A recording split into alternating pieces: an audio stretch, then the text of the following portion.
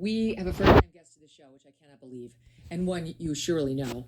It's Riley Gaines. Yay! She is a former collegiate swimmer at the very, very top of her game. She rose to fame after she placed fifth in the NCAA finals, and she tied with a man, Leah Thomas, who was posing as a woman and was allowed to compete with the women and entered her women's race, not to mention her women's locker room. And she and the other women were told to just deal with it, or they'd be labeled as bigots. But Riley did not stay quiet. She left a career behind that she had entirely planned for herself to fight for fairness in women's sports. Even though she'd left them, she understood about the young women coming up behind her. She continues to lead the charge today and works to implement change across the country for your daughter and mine. Today, she's here to share her story in a new book that goes into her childhood, the unfair advantage transgender athletes have, and her advice for not just women and girls, but everyone. The book is called Swimming Against the Current, Fighting for Common Sense in a World That's Lost Its Mind.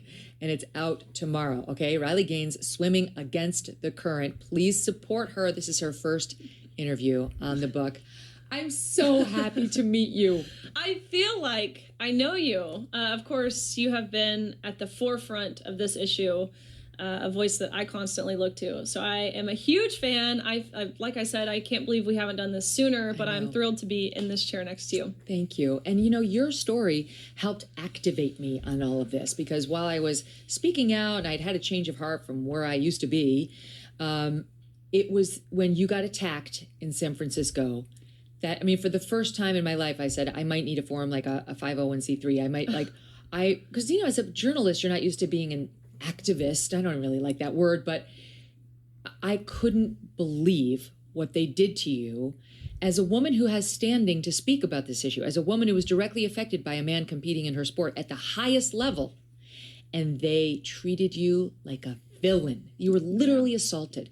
How pivotal was that moment for you? Because I know you write about it in the book. It was a huge defining moment for me. Up until that point, I kind of just figured I would speak to this issue, say my piece, speak about the unfairness of the competition, the locker room, the silencing that we face, but swiftly move on. This is not something that I ever wanted to do. I still don't necessarily want to be doing with my life.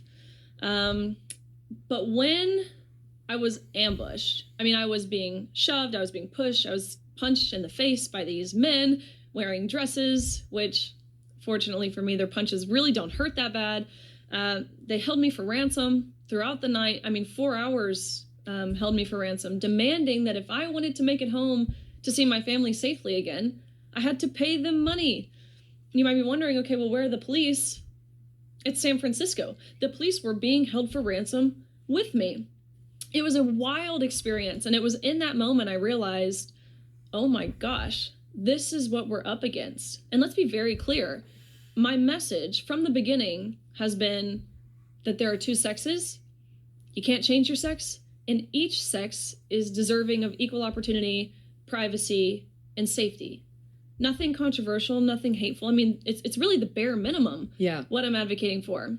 But for saying that, the amount of vitriol and violence that I was met with, that's when I was really reassured that what I was speaking to was, in fact, the right thing, the fair thing, just, moral, ethical thing.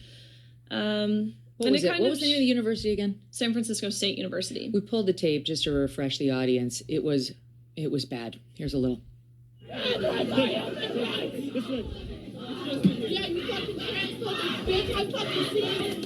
It's just me.